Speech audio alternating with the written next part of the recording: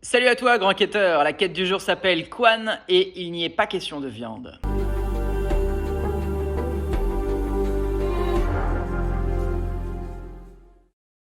La quête, c'est comme tu le sais le principe de l'éphéméride d'Hermès, une action ou une réflexion qui va changer ta journée et te faire cheminer vers toi. Un Quan, c'est une brève anecdote ou un court échange entre un maître et son disciple.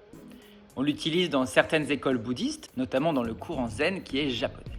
Cet échange se veut énigmatique, absurde ou paradoxal. Il a comme objectif de faire court-circuiter notre partie logique du cerveau.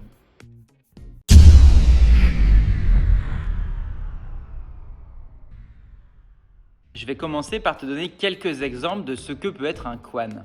Je pourrais te demander à partir de quel moment commence l'éternité? Qu'y a-t-il au pôle nord du pôle Nord?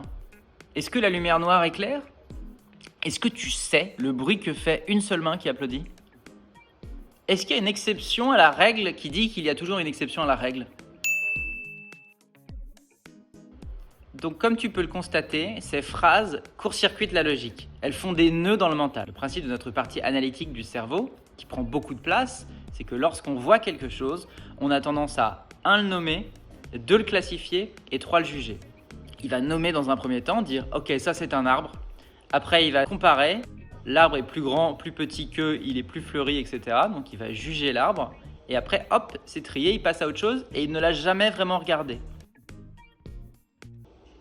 En tout cas, avec le koan, on peut faire donc lâcher notre logique pour quelques temps et s'apercevoir d'une autre dimension. La dimension dans laquelle on est lorsque on peut être émerveillé par quelque chose, que ça soit un coucher de soleil, que ça soit une œuvre d'art, que ça soit une musique qui nous donne des frissons, toutes ces émotions qui ne sont pas de l'ordre de la logique.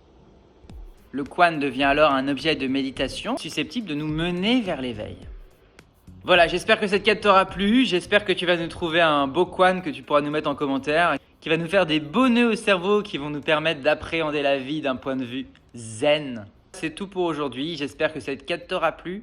Si c'est le cas, pense à liker, partager, t'abonner.